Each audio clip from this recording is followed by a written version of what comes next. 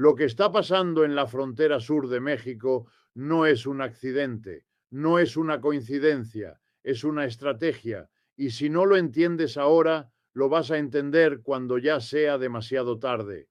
Escúchame bien, cuando el gobierno de Trump presiona a Guatemala, cuando financia operativos, cuando coordina con fuerzas regionales para empujar migrantes, y no solo migrantes, sino también inteligencia, influencia, presencia militar indirecta hacia territorio mexicano. Eso no es política migratoria, eso es proyección de poder imperial. Así es como funciona el imperio en el siglo XXI.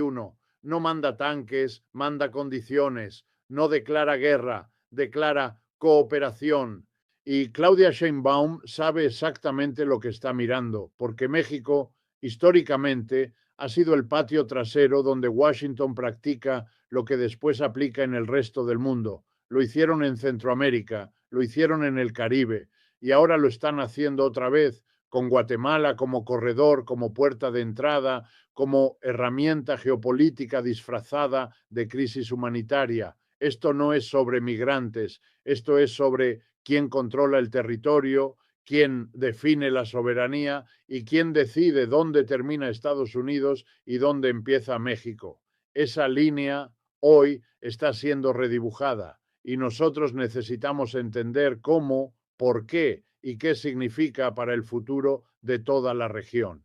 Vamos a hablar de historia, porque sin historia no puedes entender el presente y sin entender el presente no puedes prepararte para el futuro. Eso es lo que hacemos aquí. No te traigo titulares vacíos, te traigo contexto, te traigo análisis, te traigo la verdad que los medios corporativos en Estados Unidos no quieren que entiendas, porque si la entendieras, empezarías a hacer las preguntas correctas y las preguntas correctas son peligrosas para quienes tienen el poder.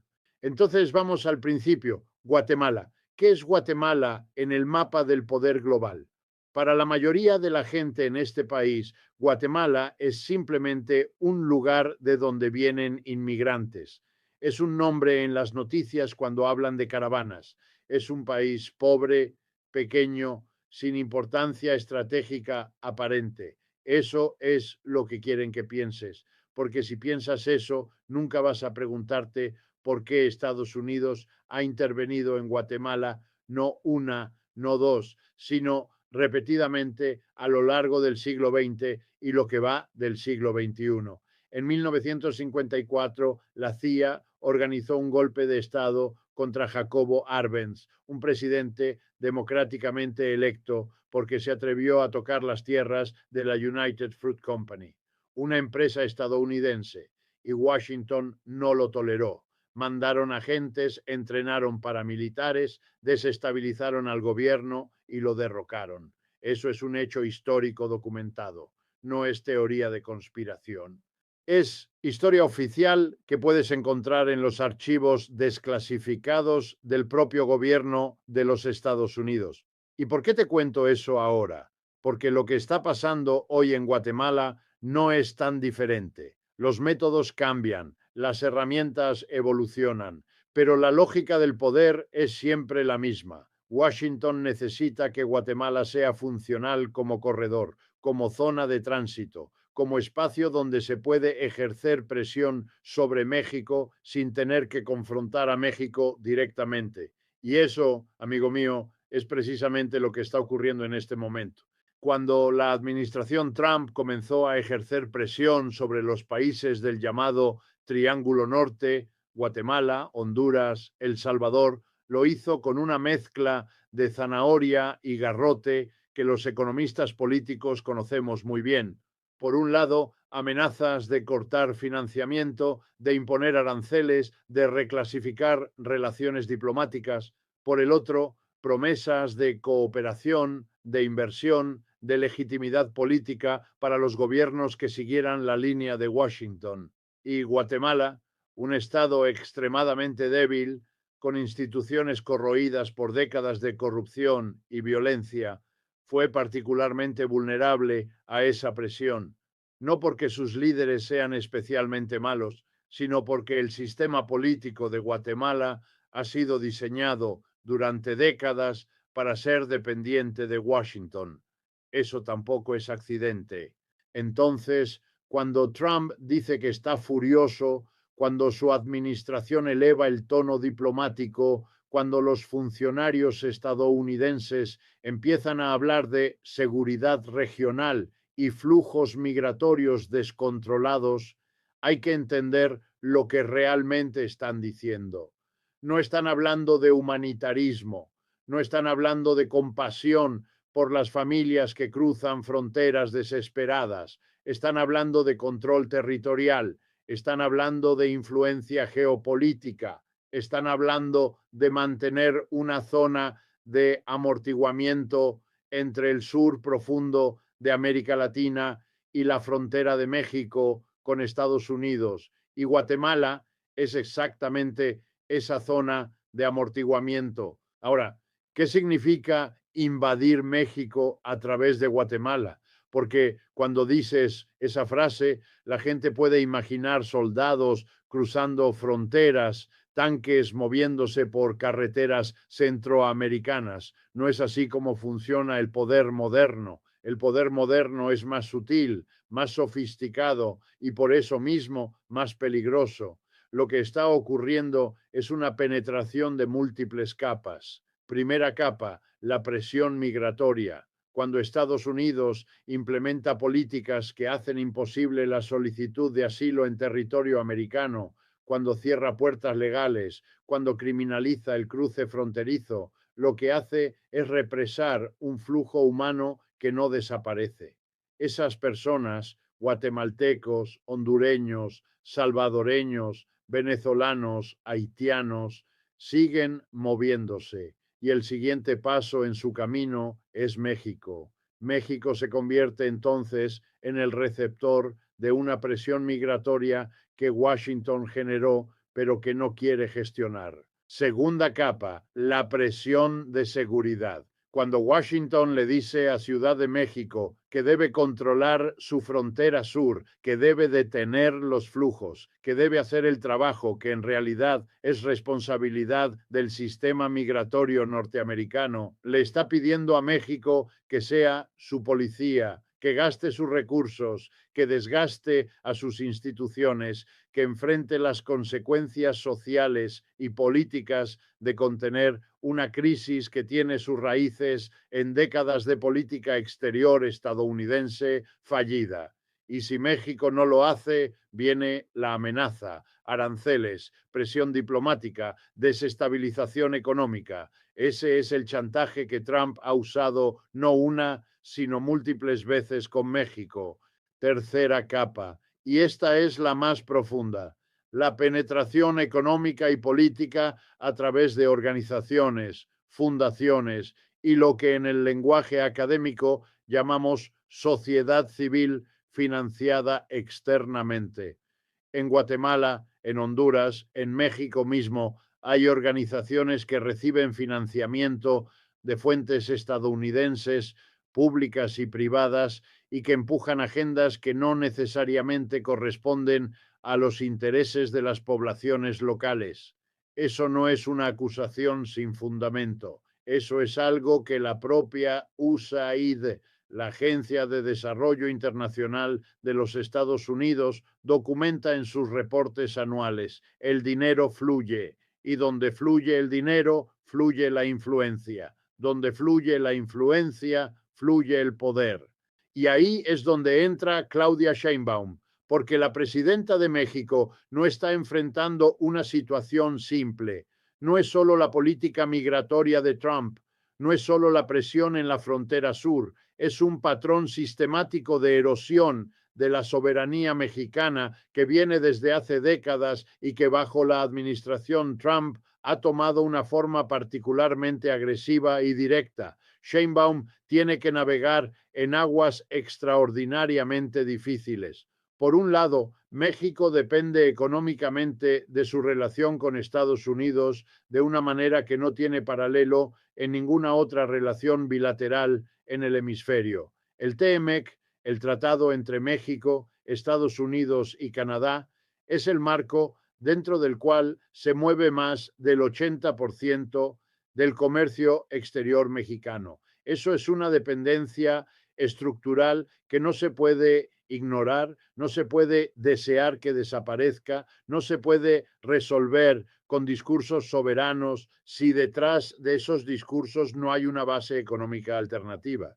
Por otro lado, Sheinbaum viene de una tradición política que tiene en la soberanía nacional uno de sus principios fundamentales.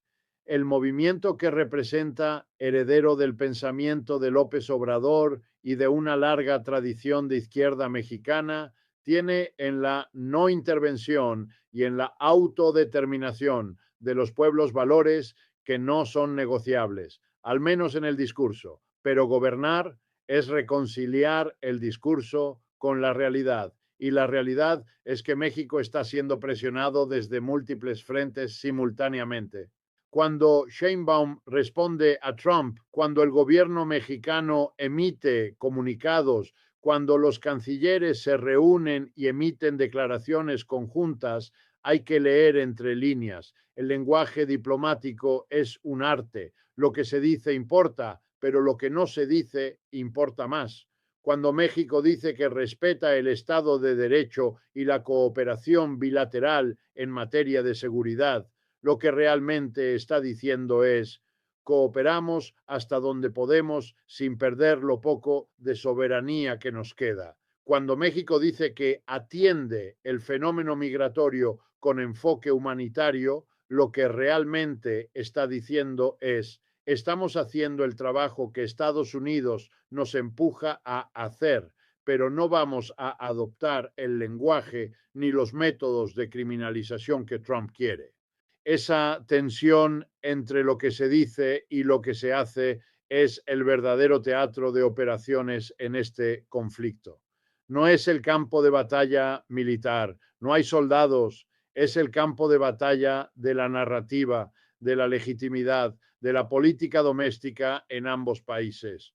Porque Trump necesita mostrarle a su base que es duro con México, que está controlando la frontera, que está protegiendo a América de la invasión, con comillas enormes alrededor de esa palabra. Y Sheinbaum necesita mostrarle a su base que no se dobla, que defiende la dignidad nacional, que México no es el patio trasero de nadie.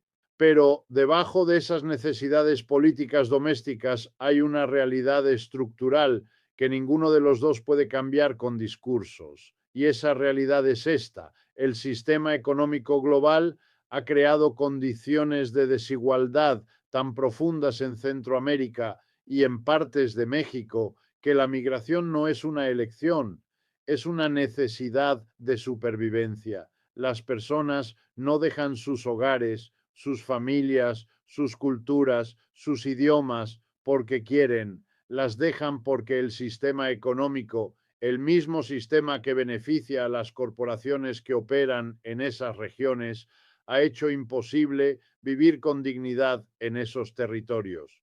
Y mientras ese sistema no cambie, mientras las condiciones materiales de vida en Guatemala, Honduras, El Salvador y las zonas más empobrecidas de México no cambien fundamentalmente, la presión migratoria va a continuar.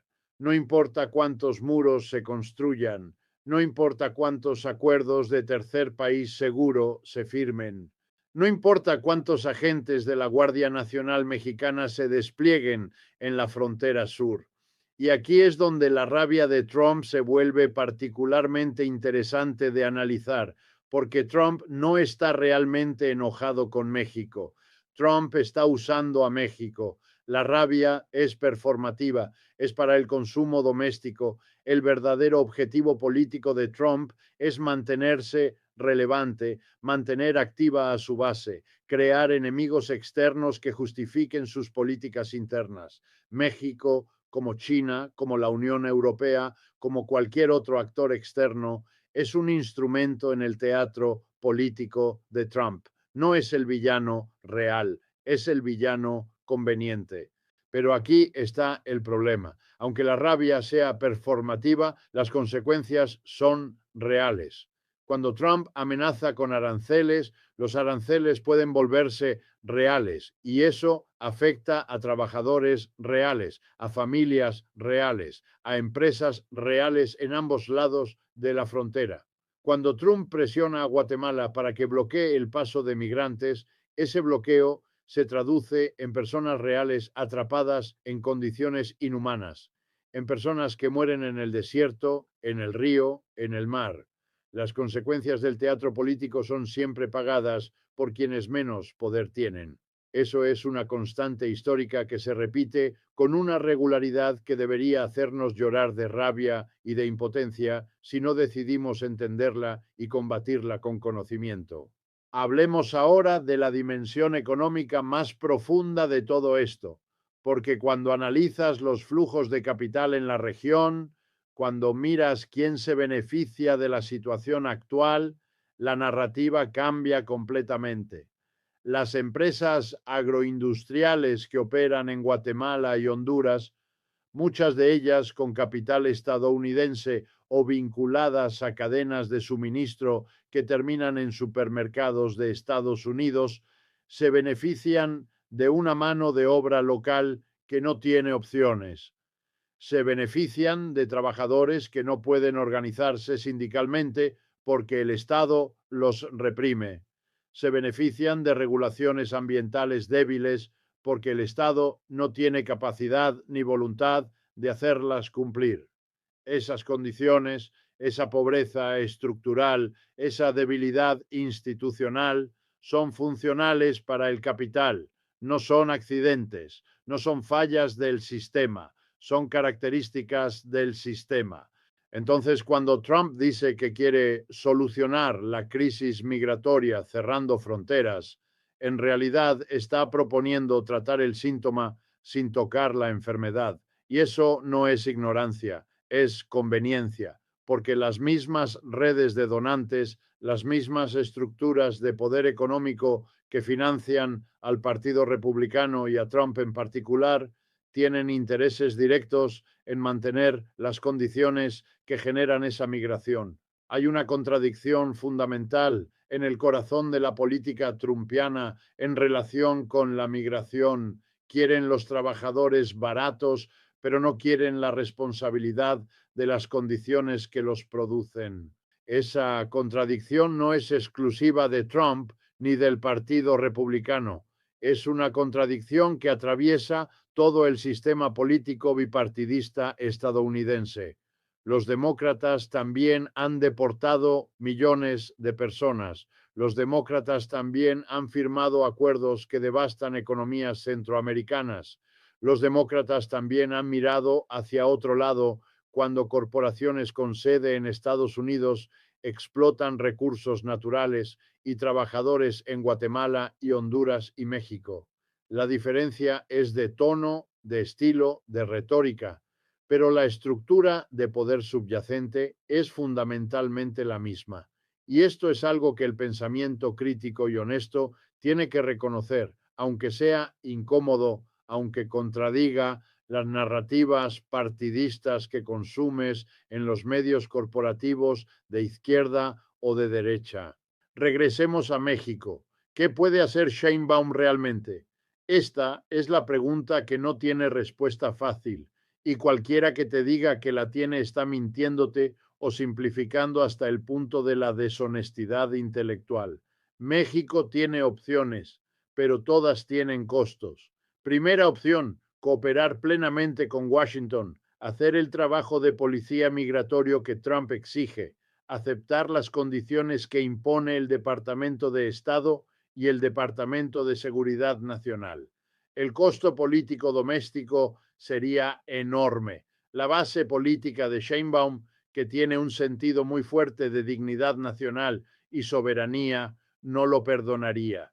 Y desde una perspectiva de soberanía real, sería una capitulación que abriría la puerta a demandas cada vez más intrusivas. Segunda opción, resistir abiertamente, confrontar a Trump, rechazar las presiones, asumir una postura de independencia radical. El costo económico sería devastador. Cualquier escalada en la relación con Washington tiene consecuencias inmediatas para la economía mexicana, para el peso, para la inversión, para el empleo. México no tiene el margen de maniobra que tiene China o Rusia para absorber una confrontación sostenida con Estados Unidos.